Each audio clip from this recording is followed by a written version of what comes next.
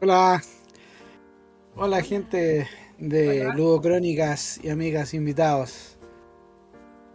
Una semana más, como cada 15 días, queriendo nuestras lecturas y nuestras escrituras. Tenemos acá a nuestras bellas invitadas en Rojesco y tenemos también a una brillante invitada que nos va a acompañar el día de hoy y que nos va a ilustrar sobre muchas cosas de, de bastante actualidad, diría yo. No sé qué opináis tú, Bárbara. Uf, hola, ¿cómo están, Ludo? Saludo al chat. Bienvenida a nuestra invitada Yolanta. Eh, Buenas noches. Nos volvimos internacionales rápidamente. Yolanta es de, eh, de Polonia, ¿o no? Polaca, pero se define como habitante del mundo. Que me encanta esa definición, la comparto totalmente. Eh, Así que, como este programa se trata más de nuestros invitados ahora, eh, yo solo les puedo decir que estoy bien, estoy un poco resfriada y quiero que les presentara a Yolanta, escritora, eh, escribe particularmente en inglés, pero también en español y ha sido ganadora de un premio muy internacionalmente conocido gracias a un texto, o un cuento, mejor dicho, que ella escribió pensando en Víctor Jara. Eh, Considerando que esta semana puede ser del terror para muchos, me parece un tema totalmente actual y contingente tener a Yolanta como invitada, así que yo le quiero dar la palabra para que ella se presente un poquito al canal, a nuestra comunidad. Así que adelante, Yolanta, te cedo la palabra también para que te puedas presentar. Como ya Bárbara mencionó, yo nací en Polonia, pero me fui de mi país a los 21 años. Nunca pensé quedarme todo ese tiempo fuera. Se dieron las cosas como por lo general se dan, uno se enamora o encuentra trabajo o encuentra otro país, y en mi caso fueron las tres cosas. Me enamoré, encontré otro país y encontré trabajo. Así que llevo mucho tiempo en Chile. En algún momento sí volví a Europa. Estuve en el país de los artistas escritores en Irlanda. Eh, Estuve ahí 6 años y después volví a Chile en 2000. Eh, Mi sueño siempre fue escribir, pero obviamente cuando me fui de mi país ya no era posible escribir en polaco, así que tuve que cambiar el idioma y decidí escribir en inglés. Eh, Empecé en serio a escribir 5 años atrás, cuando empezó la pandemia. Ahí no se podía salir, dije ya, ahora es mi tiempo. Y bueno, desde entonces logré publicar más o menos 170, 180 entre cuentos, artículos, no ficción, ensayo, en casi todos los continentes. Eh, También trato de escribir en castellano, obviamente no es mi principal idioma, pero escribo en inglés y después lo traduzco. Y uno de esos cuentos, de un título muy largo, La increíble historia del circo itinerante y el zoológico humano del Dr. Megrelian, logró mención honrosa en el 13º concurso de la Asociación de Escritoras y Escritores de Chile, Teresa Hammer.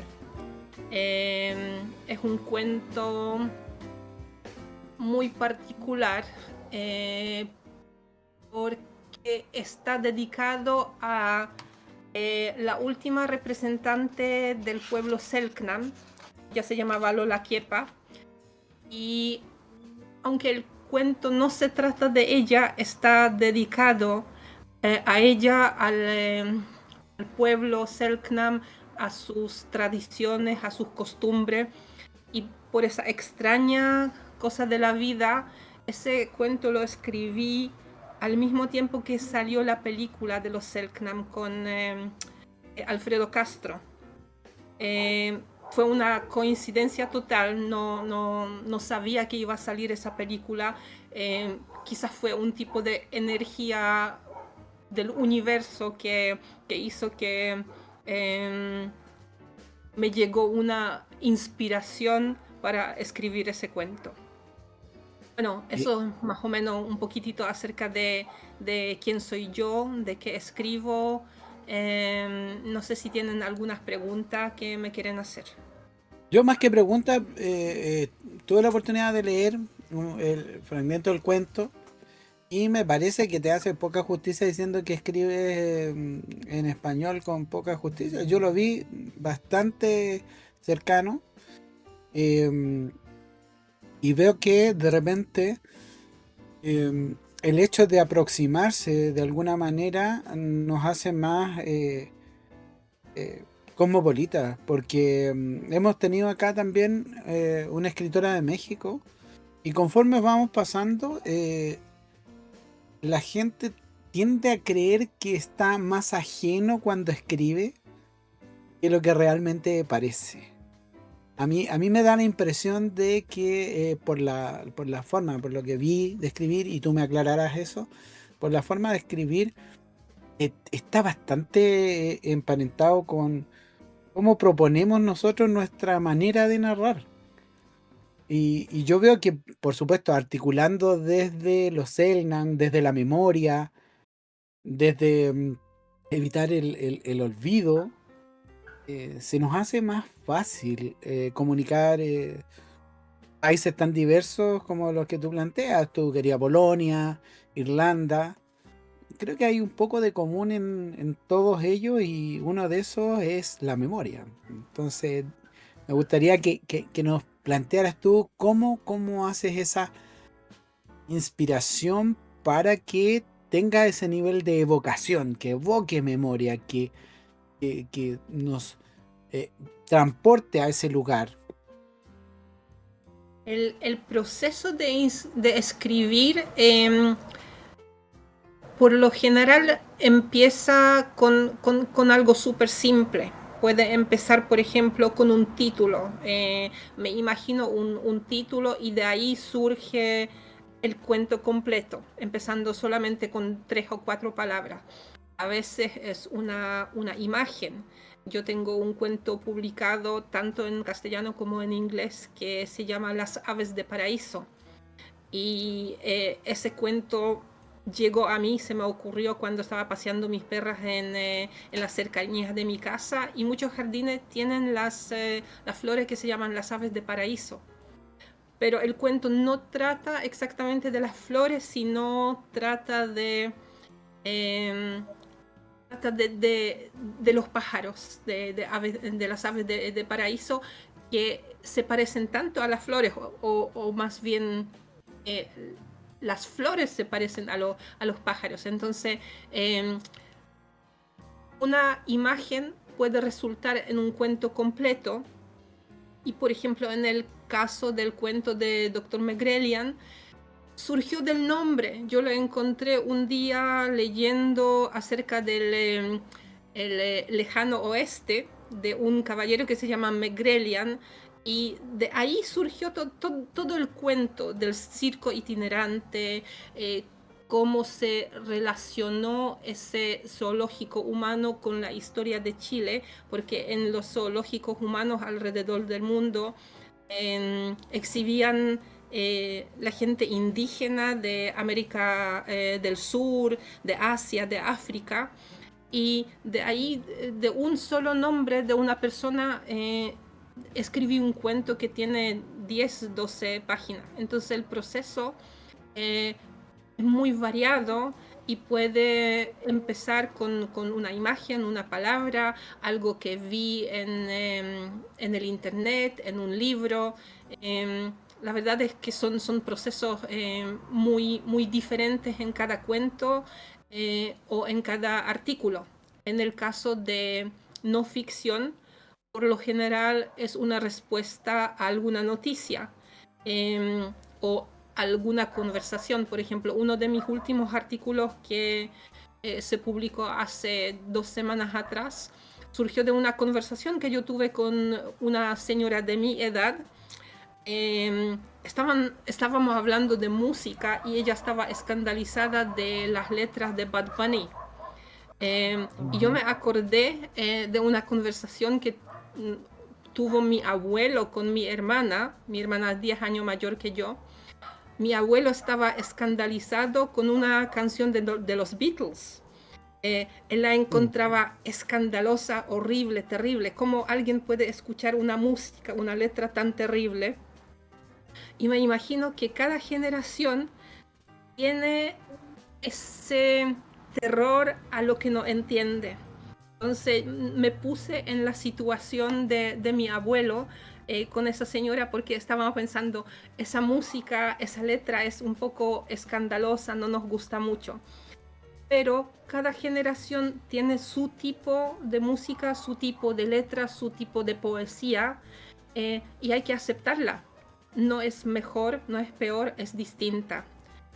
Varía con el tiempo, con las edades que tenemos. Lo que nos gustaba en los años 80 ya no nos gusta, y yo creo que hay que aceptarlo. Al final el título del artículo es Los tiempos que ya no son como antes, digamos, en una traducción más o menos libre a castellano. Y de eso se trata, de aceptar lo que no entendemos, porque lo que antes nos gustaba o lo que antes pensábamos que era bueno, quizás nuestros hijos van a considerar que no es tan bueno, no es tan interesante y no les agrada. Sí, por supuesto. Ahí hay como también un viaje continuo y a la memoria y de lo que nos gusta y de lo que no nos gusta tanto. Eh, yo creo que también comparto una historia parecida de mi papá con respecto a mi abuelo. Mi abuelo le gustaba mucho el tango y a mi papá le gustaba la música de los 60, 70 y siempre tenían más o menos la misma discusión y se decían cosas como, bueno, pero es que en mi tiempo la música realmente era buena porque trataba tales temas, no vulgarizaba cosas y tal. Y si uno se da vuelta, es el mismo tópico el que se va repitiendo. ¿Ah? Que esto es vulgar, que lo que era antes entonces estaba más cerca de ser más, no sé, fiel, romántico, con cierta valoración. eh, y como que, claro, es cierto, se va dando vuelta y uno va dejando su joven atrás, po. Pero posteriormente mi papá, en todas esas vueltas que da en la vida, terminó adorando el tango y finalmente terminó bailando tango.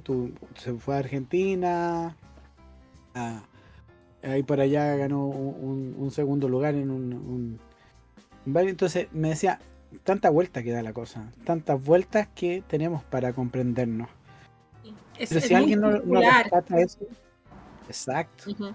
Si alguien, yo creo que el valor está ahí en rescatar las cosas como tú las planteas, ya sea ficción o no ficción, eh, es rescatar ese pedacito de comprender un poco al otro. Incluso cuando está una generación o varias generaciones más atrás. Y que no siempre comprender es justificar, pero en algunos casos sí te ayuda en decir que no haya estado generaciones atrás no es marciano, es una persona que compartió mucho de nuestras experiencias también. Sí. Hay preguntas en el chat, así que las voy a leer para que, porque tienen mucho, por ejemplo, voy a partir en orden para que no se peleen. Vale. Ah, Pero dice, Nos preguntan, Daxos, ¿es difícil escribir un mismo cuento en dos idiomas?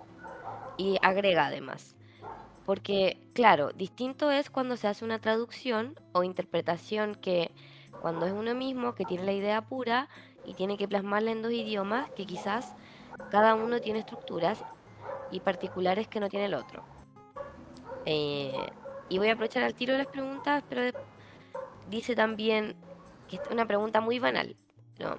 Kinder28 pregunta, si te acostumbras a los chilenismos, que tiene que ver, por ejemplo, con esta rigidez mental tal vez. Eh, Estamos muy acostumbrados a algo y también nos produce como incertidumbre y miedo y ansiedad probar o conocer cosas nuevas. Así que, Yolanta, te dejo las preguntas. Cuéntanos, primero, ¿es muy difícil escribir cuentos en dos idiomas? La verdad es que yo no escribo en castellano, mi idioma es inglés. Me siento súper cómoda en inglés. Yo empecé a hablar y escribir inglés cuando yo tenía 10, 11 años, entonces yo soy bilingüe. Hablo castellano porque llegué aquí a los 20 y tantos años, entonces aprendí castellano, pero mis dos idiomas, inglés no es mi idioma materno, pero casi materno porque lo aprendí a los 10 años, entonces me siento muy cómoda escribiendo en inglés.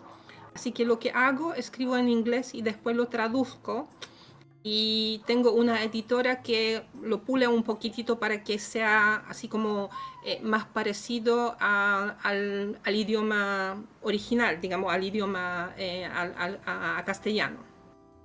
No me atrevo a escribir en castellano, no me sale, no me salen los pensamientos en castellano, tiene que ser en inglés.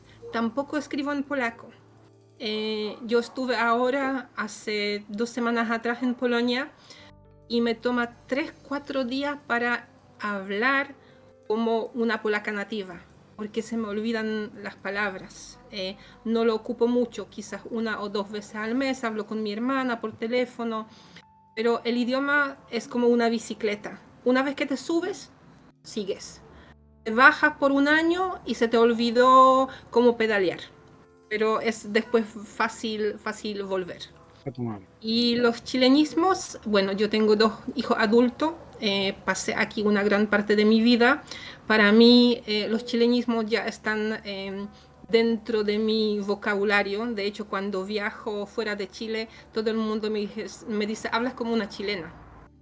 Obviamente con un acento extranjero, pero me como las terminaciones de las palabras, ocupo los chilenismos y la gente se da cuenta que vivo en Chile y aprendí castellano aquí en Chile. Eh, Mira, algunos dirían que es el castellano más difícil que hay para hablar, justamente porque el chileno acotamos, cortamos todas las palabras. Después de Nuestra tantos economía años y ya lenguaje. no tengo ningún problema para entender. ¿Te costó mucho aprender el español chileno, como decimos nosotros? Al principio, obviamente, sí, pero después de tantos años ya entiendo todo. Es un poco divertido porque la gente piensa que hablándome más fuerte se hacen entender mejor. Entonces, por ejemplo, cuando estoy en un taxi y se dan cuenta que yo soy extranjera, me empiezan a hablar fuerte, casi gritando como, sí, ahora me va a entender mejor, pero no es necesario hablar más fuerte. Yo entiendo todo. Mira, Yo ahora encuentro que está maravilloso. diciendo eso, ¿te interrumpí? ¿Sí? No, no, que encuentro maravilloso que puedas, como que tu idioma para pensar y escribir sea el inglés y que tengas que luego usar la ayuda de una editora para traducirlo al español. Em, Porque hemos hablado también en la sesión anterior del trabajo del editor, que se conecta con lo que preguntaba Daxos, que es como, es difícil que alguien te interprete con exactitud lo que tú quieres decir. porque traducir no es solo como usar la palabra literal del texto, sino como cuál es la intención detrás. em, Interpretación. claro, esa interpretación es compleja. Entonces, no sé, yo me imagino tu mente así como, como hablando en español, en inglés, en polaco. eh, yo solo hablo español. He estado en otros países de Europa como tratando de hablar en húngaro y es como, Dios, ¿cómo? ¿Cómo? Y todo tiene que ver en realidad con el lugar en el que nos situamos, con el territorio en el que estamos, como dice Yolanta. Es como andar en bici. Eh, es algo que uno puede como no, puedes dejar de entrenar, pero ya está ahí como el músculo desarrollado. Sí, Entonces, y uno se equivoca porque cuando fui a Polonia, yo fui con mi pareja y obviamente hablamos español, castellano, pero a toda la gente tenía que hablar en polaco, entonces a veces tenía como una parte del cerebro en castellano, alguien me hacía una pregunta en polaco y yo le contestaba en castellano, a mi pareja le contestaba en polaco, se me mezclaban los idiomas, sí. Es que eso, ese es quizá el principal desafío, pensar y después verbalizar, decir en voz alta. Y también lo que le pasa al taxista, porque el taxista cree que hablándote fuerte y hablando de nuestro derecho lector, hablar en voz alta parece que a la gente le hiciera como sentido lo que está tratando de comprender. Entonces quizá cree que tú vas a hacer el mismo proceso porque te está hablando más fuerte, entonces se hace entender.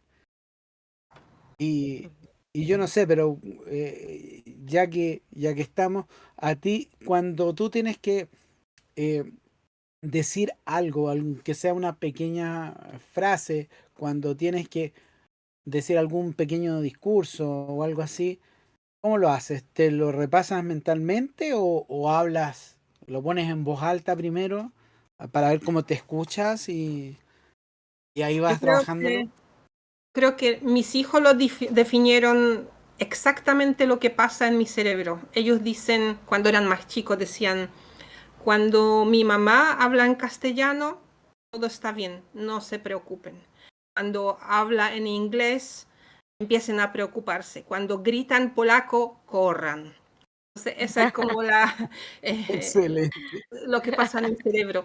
Vuelvo a polaco cuando estoy enojada, cuando que sale automáticamente.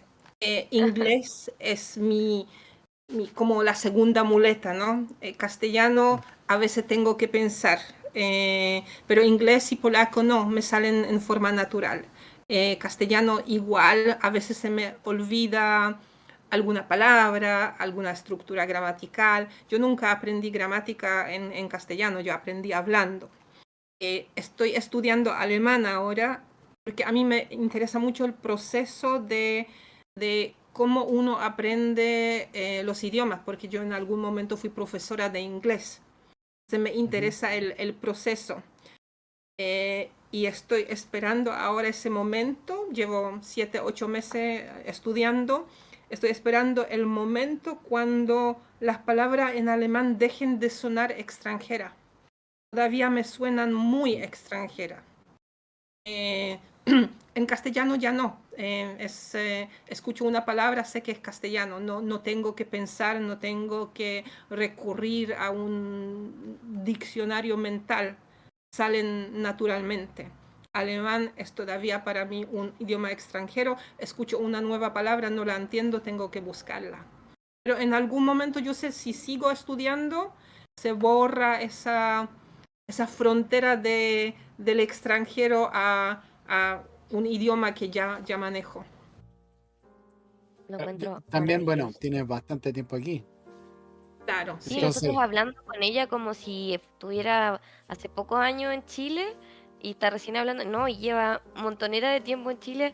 Entonces, es como, es como, no sé, para mí es como el chiche. Me encanta, es que me vuelve loca la gente bilingüe. ah, Políglota que muy bien. habla muchos idiomas porque, como dice Yolanta, es un ejercicio del cerebro.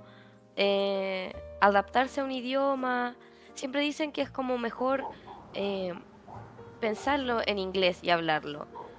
Yo en mi caso tengo que hacer el ejercicio de pensarlo en español, traducirlo al inglés en mi cabeza y después hablar en el inglés. Pero hay gente que le sale automático el pensamiento en inglés. Y es como, pero ¿cómo? Si no eres, no sé, no eres nativo de habla inglesa.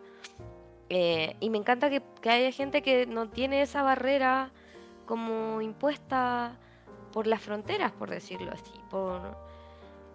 Por eso puedo entender ahora mejor que nunca como tu definición de como habitante del mundo, porque realmente no pareciera ser una barrera para ti el idioma. O sea, no es algo a lo que te enfrentas no sé, con temor, o quizás sí, pero no es un tema para ti. Yo creo que para más de la mitad de los habitantes de Chile es un tema hablar inglés y que tiene que ver con el pudor, con el miedo a equivocarse, pero nadie habla perfecto, ni siquiera la gente nativa habla bien su idioma. Entonces, eh, a mí es algo que me fascina, pero Sí. Yolanda no es... Cuando Dale, dale. cuando enseñaba inglés, eso les decía a mis alumnos, pierdan el miedo y pierdan la vergüenza. La verdad es que no importa que digas algo mal, digas algo que no está gramáticamente correcto, la gente te va a entender, no se va a reír, o por lo general no se va a reír. Y lo importante es comunicarse. Mejor mezclar el tiempo presente con el pasado, pero expresa lo que quieres decir y lo, lo más probable es que te van a ayudar, te van a entender y te van a guiar para que fluya la conversación. Hay un texto hablando de alemanes y cómo pueden hacer todo muy lindo pero muy complejo. Hay un texto que, si no me equivoco, es de Martin Heidegger, alguien muy difícil de comprender, pero que cuando uno entra un poquito le encontráis todo el sentido. Hay una cosa que dice él, que en alemán al menos hay parecidos etimológicos en la palabra construir, la palabra habitar y la palabra pensar. Y hay una línea común, una raíz común. Entonces, él en este ejercicio que hace de ensayo dice, el centro está en habitar. Habitar ese lenguaje, sentirse habitué, ¿no? Sentirse dentro, habitando ese lenguaje. Porque habitando ese lenguaje yo empiezo a pensar de esa manera y empiezo a construir este hábito. Entonces, a mí me hizo mucho sentido porque yo no tengo un inglés fluido, quizás por mucho miedo, pero cada vez que trato como de a ver cómo era esto, y no necesito necesariamente la regla gramatical para hacerme entender, sino que necesito construir en mi cabeza este pensamiento y van a ir saliendo. Obviamente mucho lenguaje no voy a ir adquiriendo, pero sí me voy a hacer entender mucho. Entonces encuentro todo el sentido de lo que dice Yolanda, que de repente las estructuras se aprenden, pero muy bien que uno anime a la gente a convertirlo en un hábito. Así como la lectura es un hábito muy, muy interesante. No necesariamente tengo que leer de todo, ni leer en voz baja, o como nos decían antes, que era casi una falta de respeto leer en voz alta. No necesariamente eso va a hacer que seas mejor o peor lector, que seas mejor hablante o peor hablante. Entonces, no sé, a mí en particular me parece que los profes de idioma tienen que tener esa precisión, esa latitud, digamos. Decirte, no, arriésgate, juégatela. Juega como los niños juegan con el lenguaje. pasa algo que eh, en Chile, bueno, y en Latinoamérica igual, está esta idea preconcebida que no sé muy bien de dónde viene, o no quiero elucubrar tesis, pero esta idea de que tenemos que hablar inglés, como hay que hablar inglés porque es el idioma del mundo. Pero ¿qué pasa? Tú, no sé, Chile y toda Latinoamérica somos un continente completo que habla español. No tenemos la necesidad de comunicarnos en otro idioma, como sí lo es en países como Europa, donde todos hablan sus propios idiomas, entonces es muy común que las personas hablen más de incluso dos idiomas desde muy pequeños, porque están habituados a escuchar otras lenguas generalmente, o viajas muy cortito y ya escuchas otra lengua. Acá en Latinoamérica hay algunas variantes del español, del castellano, pero ninguna es eh, eh, tan drásticamente distinta al español. Entonces, esto es un llamado a hablar en español, a amar el español, Sí. eh, porque no existe la necesidad en Latinoamérica. No es que no queramos o seamos más incultos o ignorantes. Tiene que ver con el hábito. Habitamos en una zona que no nos obliga a comunicarnos en otros idiomas. Em, A todo como eso, si... si hay algún auditor más joven que fue a un colegio público municipal, yo también escribí 8 libros para textos de inglés para colegios municipales, así que quizás hay alguien ahí que estudió con mi libro en inglés. Mira, Sí. Ahora, ¿sabes qué? A raíz de lo que estás diciendo, hay cosas, ahora que también hablaba un poco de los alemanes y de esta costumbre que tenemos de buscar hacia Europa, que nosotros igual de ahí venimos, vienen parte de nuestra identidad fragmentada como chilenos, eh, que primero nos creíamos ingleses, que después nos creíamos los jaguares. Entonces, toda esa identidad media fragmentaria, media rota, nos hace también ver que tenemos un tremendo país que no habla español, que es inmenso, que vamos ahí de vacaciones muchos de ellos y que tiene un idioma precioso, que es mucho más cercano al nuestro y yo no sé qué tantas personas, por ejemplo, hablan portugués. Yo he ido a Brasil muchas veces y la gente ahí trata de hablar portuñol. Cuando llega algún chileno, hacen el esfuerzo, especialmente los guías o en las tiendas, tratan de hacerse entender. Y creo que es una gran manera de sentirse acogido cuando uno va a Brasil, porque la gente hace ese esfuerzo de tratar de comunicarse con los chilenos, o no solamente chilenos, con los hispanoparlantes. Claro, eso o se sea, agradece ellos, mucho.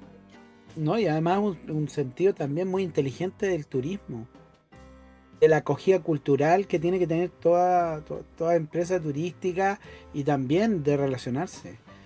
Nosotros en realidad, yo siempre me hice esa pregunta, yo tuve hasta francés en el colegio. Yo decía, ¿para qué voy a aprender francés? Me encantaba, le encontraba una lengua bonita de pronunciar. Pero yo me preguntaba, ¿en qué momento voy a hablar yo, un ciudadano de clase media, con un francés? O sea, voy a tener mucho menos oportunidades que hablar, no sé, pues, con un portugués. E incluso yo creo que bastante más probable ahora hablar, digamos, con un inglés, un norteamericano en algún momento. Y también cómo decimos las cosas, ¿viste? Acabo de decir norteamericano como si en el norte de América existieran solamente estadounidenses. Entonces, También así hablan nos vamos español. atrapando. Como diciendo latinos. ¿Latinos qué? Si los latinos eran italianos.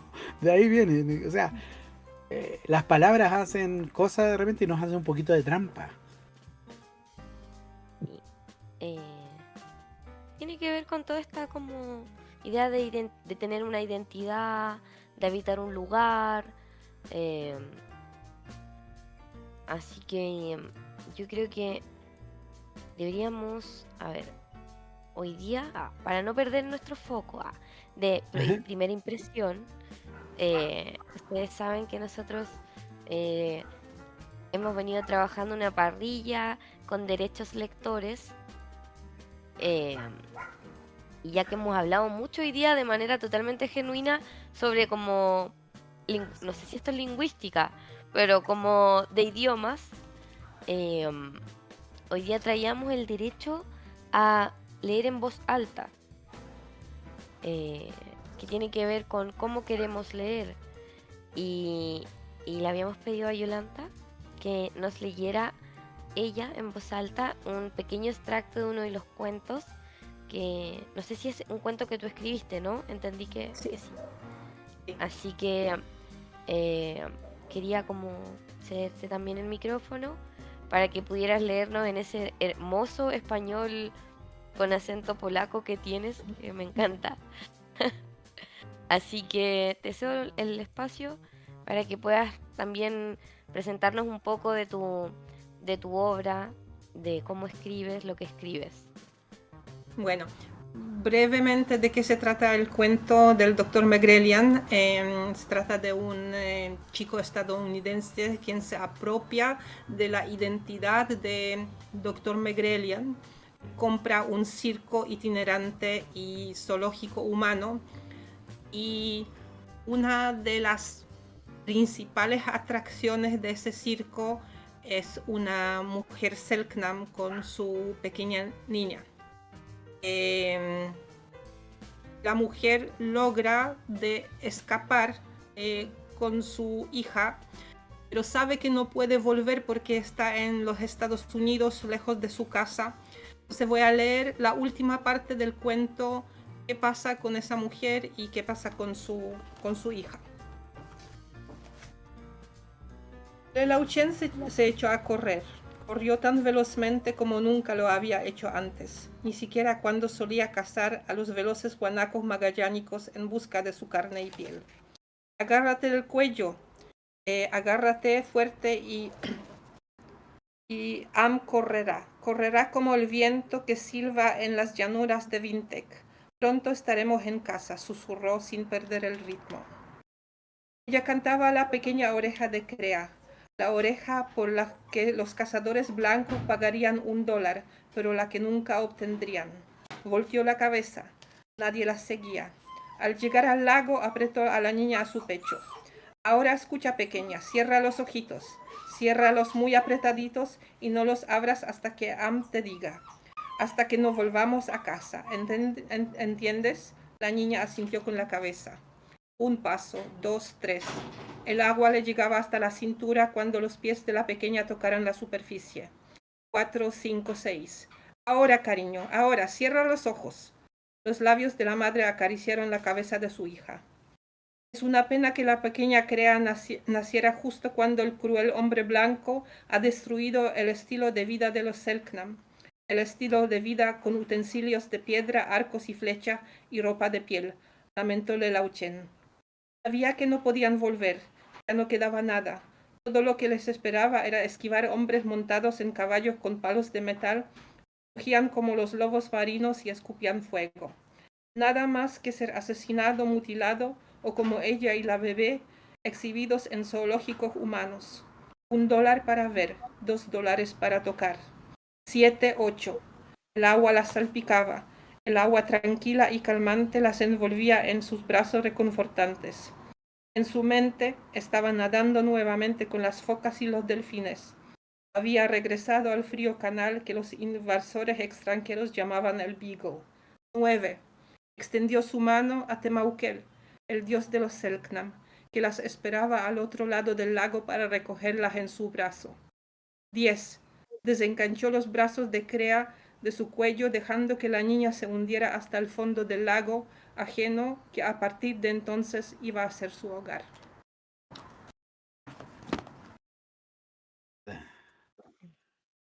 Uf. Oye, es que la temática es potentísima. O sea, situarnos en todo el tema de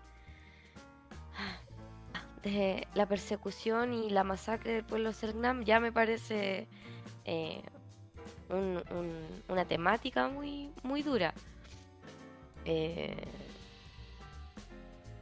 La y posición de la alienación, de elegir, digamos, estar tan distante y tan desarraigado y tener que tomar la opción de preferir morir con una libertad.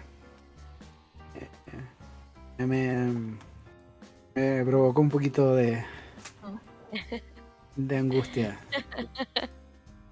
sí, yo me río solo porque estoy nerviosa. No, es que de verdad es un tema, como partió abriendo la conversación Yolanda, em, Blanco en Blanco es la película de Alfredo Castro Sí, ujú, que mencionaste. sí, em, es de hace como unos 4 o 5 años, creo, ¿no? ujú, Sí. sí, más o menos en Eh, ese tiempo, sí. es una película buenísima, preciosa, eh, que toca el mismo tema. em, y, y bueno, esto tenía un poco que ver con el derecho a leer en voz alta, que tiene que... el ejercicio, una cosa es leer para uno y otra cosa es que alguien te lea en voz alta. Mm. Se produce ahí eh, un trabajo cognitivo distinto.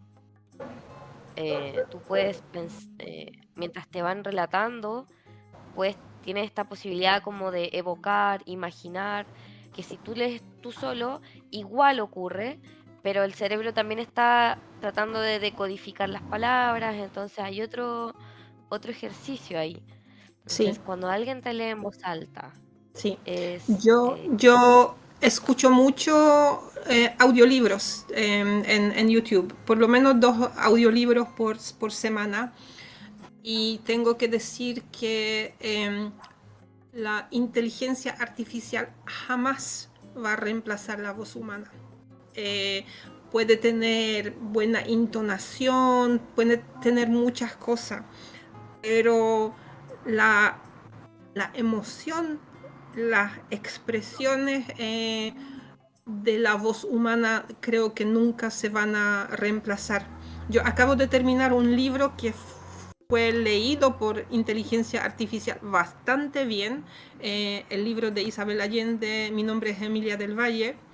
Ujú. Estaba bastante bueno, pero por ejemplo cuando cambiaba la página, la inteligencia artificial no distinguía. Entonces, por ejemplo, habían frases como y tembló el edificio.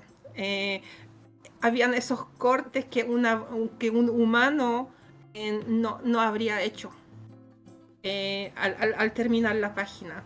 Y yo espero que sigamos teniendo libros grabados por persona,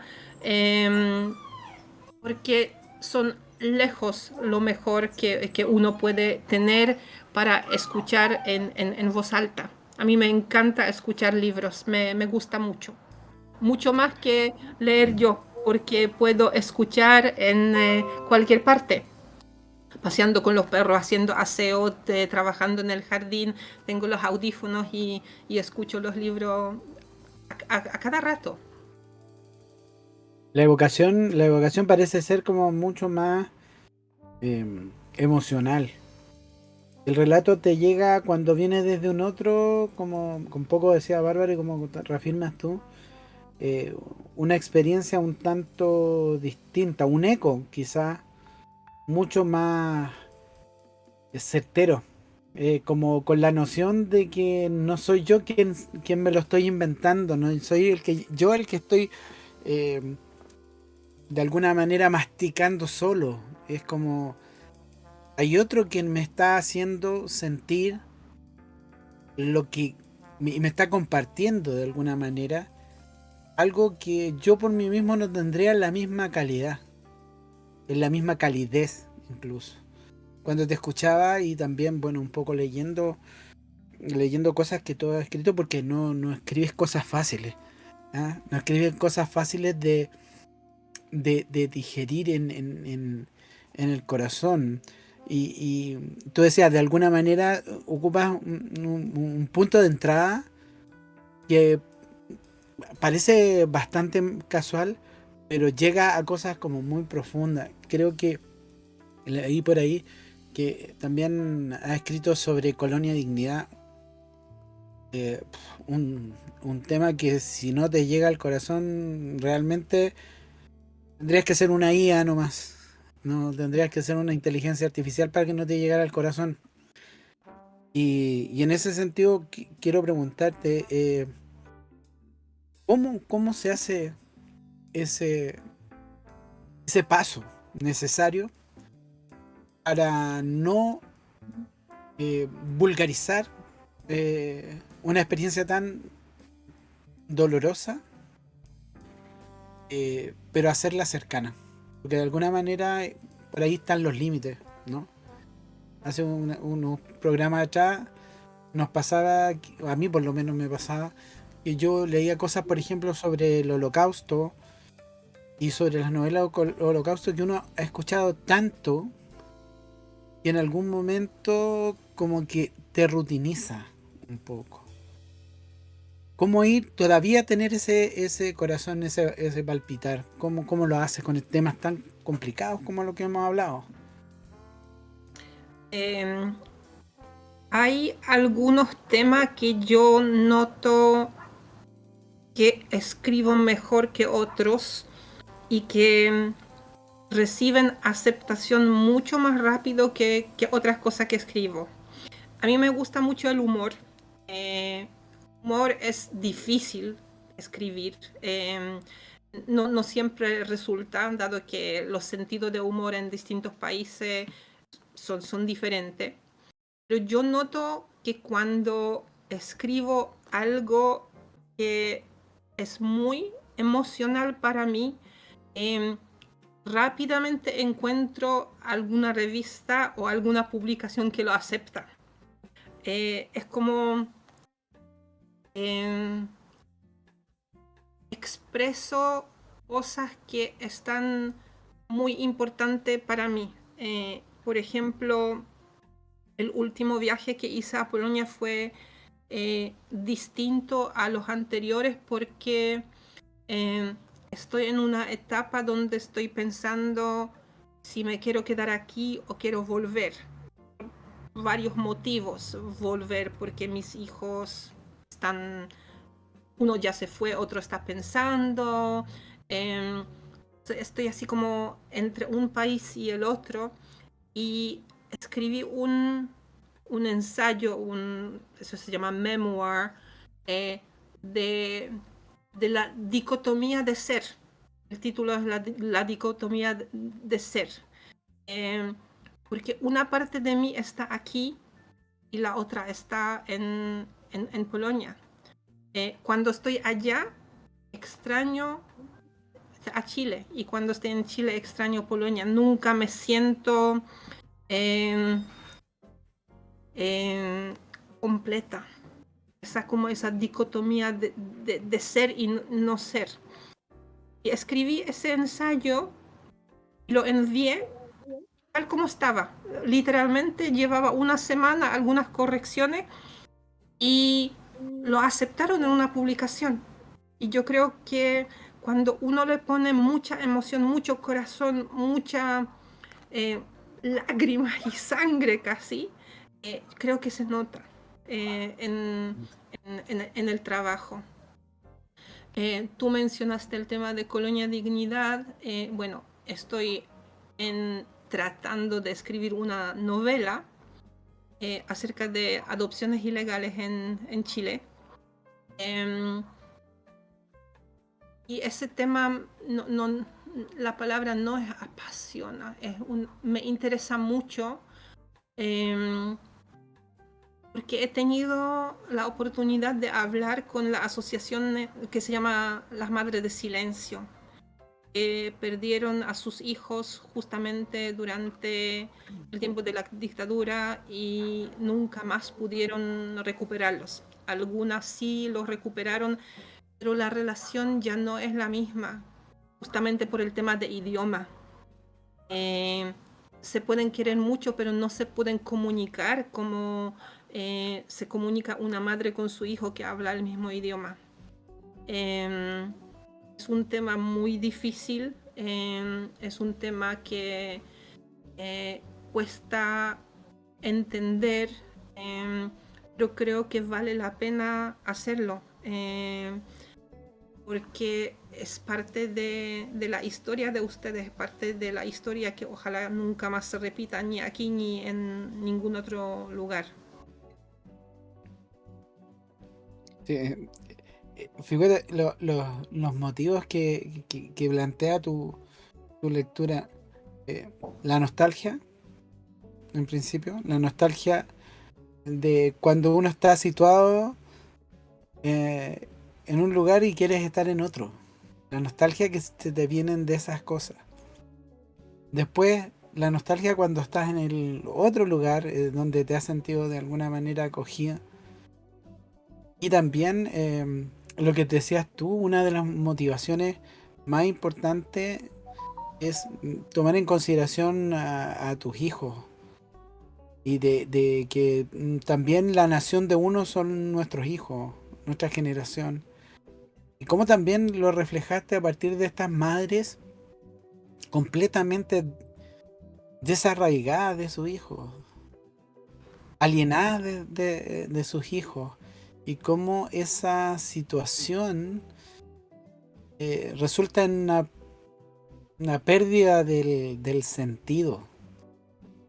Y a la vez una querer recuperar de alguna manera esa sensación, porque la búsqueda no se acaba nunca. Gente que todavía no entiende que no es solamente ir para atrás porque sí, es querer recuperar ese sentido del humano, de querer volver a revincular, aunque sea parcialmente, lo que se tuvo, lo que se compartió. Entonces, chuta, estamos hablando de emociones con E mayúscula. A mí en particular, bueno, en proceso eleccionario y teniendo a puertas mucho negacionismo en el discurso público, me pega a cada rato lo que estáis diciendo, lo que estáis contando. O sea, como experiencia vital tuya y como experiencia vital de mucha gente, eh, silenciada, Sí, silenciada, digámoslo. sí. Y Lo veo, afortunadamente tiene algunas voces como la tuya o como la de las organizaciones de las que estás hablando. lo que estábamos hablando antes, de esa circularidad de tiempos, yo viajo bastante, me muevo aquí en América Latina, Europa, estoy en Chile, vuelvo a Polonia, y el negacionismo es universal en estos tiempos. Yo lo veo en otros países también. Estamos como en la cúspide de negacionismo. Eso después yo creo que va a disminuir. Son épocas, son periodos, son tendencias, pero es universal. Lo veo en Inglaterra. Yo trabajé por muchos años con los británicos, por 25 años. Eh, Me encantaba trabajar con los británicos y ahora no los reconozco.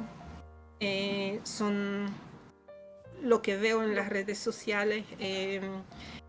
Es totalmente distinto de lo que yo conozco de los británicos. Los alemanes, aquí en Chile, sí, es una tendencia global.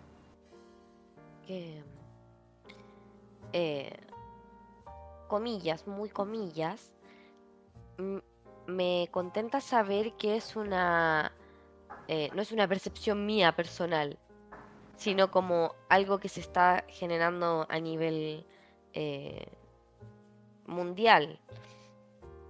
la pregunta yo creo que siempre va a ser ¿por qué? ¿Por qué, por qué, por qué poner los esfuerzos en negar eh, hechos? Hechos concretos, tangibles, evidenciados. Y no estoy hablando solamente del caso de la novela que estás escribiendo de Colonia Dignidad. También me puedo referir perfectamente a tu novela de los Selknam, que durante muchos años también se mantuvo esa historia completamente oculta. No sé si oculta, pero lo Velada al más menos. claro, porque ¿cómo los ingleses iban a hacer eso? Ajá, ¿cómo se te ocurre? Eh, entonces, es una tendencia humana, efectivamente, eh, tapar el horror, ajá, olvidar un poco el horror, eh, porque se trata de confrontarse mucho con el lado horrible de la humanidad, Si tú que miras los últimos 40, 50 años de historia global, justamente son como unas olas.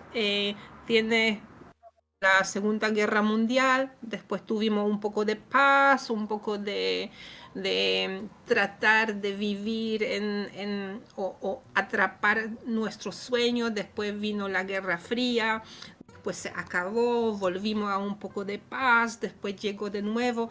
Yo creo que justamente es por esa circularidad de tiempos. Las cosas vuelven, las cosas se van. Justo nos tocó vivir los tiempos de esta cima de, no sé, de odiosidad. Eh, no sé si es la palabra, pero yo siento que estamos justamente en esos años que es la cima de lo malo, de lo feo, de lo que no nos gusta. Y De la barbarie.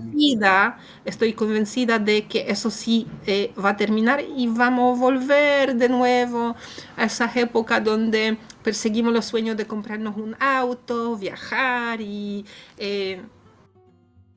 para que de nuevo llegue esa época oscura. Yo, yo, yo siento que la palabra barbarie eh, me evoca a uno de los imperios quizás más, no sé, ricos en cultura, pero también uno de los más despiadados en imponerla, como eran de alguna manera los romanos. No hay nada que haga ese contrasentido más interesante de que cuando a los bárbaros les decían bárbaros porque balbuceaban la lengua, ellos después se la pusieron aquí en el pecho y en la frente la etiqueta y reforzaron más su identidad. Entonces cuando el negacionismo hace esta pega, quiero creer que a la gente que están negando y que la están negando con ciertos rótulos en la cabeza, también se apropie de ese significado, resignifique y nos dé una lección. Y nos dé una lección de historia, nos dé una lección de cultura y nos dé una lección de vida, como ha pasado también en el caso de las minorías sexuales u otras diferencias de diversidad en general. Como tú dices, la historia es como este mito de eterno retorno y ojalá gracias a estos procesos de volver en la memoria, de volver a establecer que antes hubo un llano, una bonanza y vamos de nuevo a pique y volvemos a repuntar, la gente tome conciencia que estos somos así, un fragmento nomás. No creernos que esta etapa es nada comparado de millones y millones de años. Porque a mí lo que me atemoriza es que todos estos procesos, cuando han llegado a su cúspide, han creído que son el culmine de la civilización. El lenguaje con que se habla incluso aquí en América Latina, que uno lo veía todas estas cosas como muy lejos en algún momento, hablando casi desde el culmine de la civilización. Pero ahí escuché un presidente que decía: somos superiores ética, racial y estéticamente. Y yo decía, esto lo he escuchado tantas veces y estoy atacado. Pero tú sabes que eso lo decía otra persona 70 años atrás, 80 años atrás. Estamos volviendo a lo mismo para de nuevo bajar las revoluciones, a volver a disfrutar de la tierra, de la vida. Yo soy optimista. Yo creo que eso es de corta duración, de algunos años, y vamos a volver a ser seres que quieren vivir en paz y no nos creemos superiores, por lo menos la gran mayoría. Sí.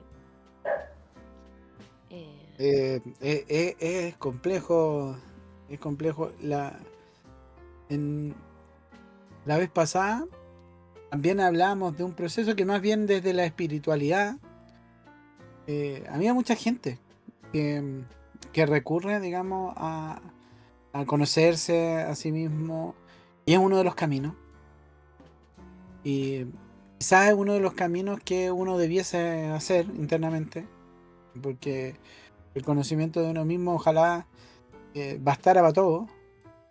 Pero yo también tiendo a pensar como tú, que son procesos y que los vivimos como agregados de personas, como grupos con sentido, y ojalá fuese acompañado ese proceso de ir mirando y diciendo: no, volvamos a soñar, volvamos a buscar sentido a las cosas sin tener que ser a costa de otros, sino con otros.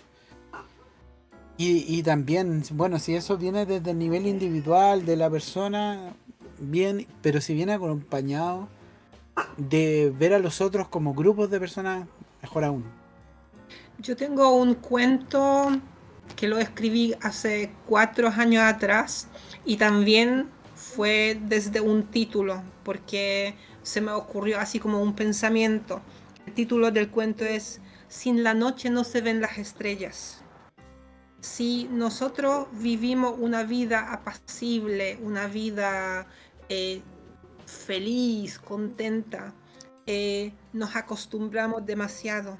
Entonces a veces se necesita esa noche para ver las estrellas. Y eternamente optimista, creo que estamos en la época de la noche. De a poco van a aparecer las estrellas, creo. Para después apagarse de nuevo en algún momento, para hacer así como esas campanas de alerta, para que sigamos como raza, como humanos, por muchos años más. Oye, ha sido un capítulo, creo, puedo resumirlo como enfocado en la memoria. eh, Particularmente rescato mucho el cuento que nos contaste, el breve extracto. Si nos pudieses repetir el nombre, por favor, para anotarlo aquí en el chat, porque era Ya. muy largo. Sí, es largo. Es la increíble historia del circo itinerante y el zoológico humano del Dr. McGrelian. Mac como MC. Mac. Como MGRELIAN. Sí, McGre. McGrelian. Ya, lo voy a escribir en el chat, que me perdone el chat, voy a escribir Mac algo.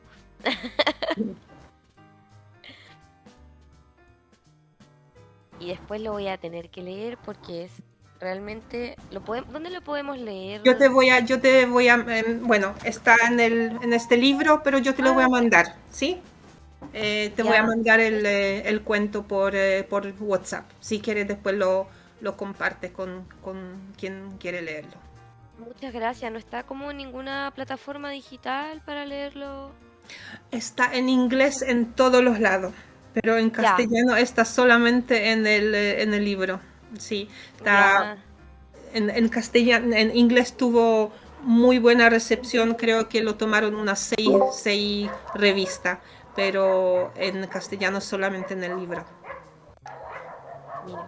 Pero yo también Bueno, quería agradecerte porque nos hiciste entrar en una conversación bastante profunda, porque habitar el lenguaje de repente también es tener esto, declamaciones en voz alta para despertarse uno mismo y despertar a los demás, pero también de los silencios, de estos silencios a los que nos ponen incómodos, pero que en algún momento nos hacen valorar que la palabra sea dicha en algún momento. Y yo creo que libros como los que tú nos propones y nos invitas a leer son palabras que se echan de menos. Que de repente uno tiende a valorarlas más porque en el murmullo y en la resonancia, la instancia de estos silencios, de estos temas que están allí instalados, pero que están quizás muy de nicho todavía. Y que de repente salgan a la luz es lo que yo creo que de repente nos hace falta. Nos hace falta por poder tener la perspectiva completa esta de que hay días, ¿no es cierto? Y hay noches en que no se pueden ver las estrellas, pero que tenemos que tener la esperanza que están ahí. Las estrellas están ahí. Entonces yo te agradezco un montón por esta reflexión. Y por supuesto que vamos a seguir leyéndote y ojalá que en algún momento podamos volver a tener contacto porque yo creo que Bárbara también comparte, nos hace falta eso también. Mucho. Muchas gracias por la invitación, yo lo disfruté muchísimo. Muchas gracias. bien, bueno, hoy día era una sesión, no sé, yo creo que es por el ambiente previo a las elecciones. Yo los invito a ejercer su derecho cívico, que es lo poco que tenemos en este momento como recurso. Así que, eh, y nada, darte las gracias nuevamente por ser una escritora del mundo, por compartir tu visión frente al horror que arrastra la humanidad, eh, por atreverte a plasmarlo en escrito, por colocarlo en texto y que nos ayuda constantemente a recordar, a no olvidar, a concientizar y nada. Y a recrear la esperanza. Sí, siempre Sí, con esperanza. sí. eh, ah, Me voy muy, muy contenta de todas maneras. Muchas Sí, gracias. es solemnidad, aunque parezca tristeza. Así que nada, Yolanda, ha sido un gusto conocerte. Como dijo Mauricio, esperamos poder volver a leer tus textos, tus obras. Así que muchas gracias por tu tiempo, por compartir con nosotros. Nosotros otra vez los invitamos siempre a seguir a Ludocrónicas, en Twitch, en YouTube, en redes sociales como Instagram. Sí, yo Y lo que sigo vayan, de todas maneras, sí. sí, también que puedan ir a los eventos. eh, Ustedes saben, somos una comunidad súper ñoña, muy pro derechos de todos y de todas y de todes. Así que sigamos en esa tónica, por siempre y para siempre. Y nada, yo me despido aquí para todos. Hasta la Cuídense. próxima. Hasta la Hasta la próxima. próxima. Muchas gracias. Los Gracias a queremos todos, mucho. chiquillos. Gracias a mi equipo Chao. detrás también que hace posible estas conversaciones. Así que Nos estamos vemos. hablando y Chao, sigan chao. leyendo. Chao, chao.